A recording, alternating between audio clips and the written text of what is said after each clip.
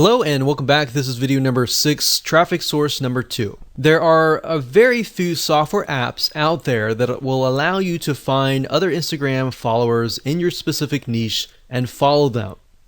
Now, of course, this is a warning to you that Instagram has in the past banned some of these apps, so use this at your own risk. If you want to do the white hat way, I would do traffic source number 1, number 3, and number 4. But even number 3 and 4, you can get banned if you overdo it. So the key here is not to overdo it. Instagram, I believe someone said that you have about 500 actions that you can take for every 24 hours, meaning likes, comments, and all that. More than that is just going to look spammy. So typically, if you're just getting started, it's probably best if you start at a lower rate, like 100, and then increase it to maybe 150 or more.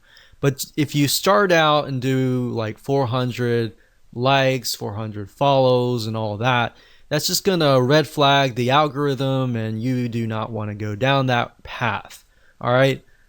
So one specific software is called FollowAdder. That's FollowAdder, and this will allow you to basically find Instagram influencers in your niche and then follow them. So you can follow, you can unfollow Instagram users, you can schedule posts, and another way to get more followers is to even post more.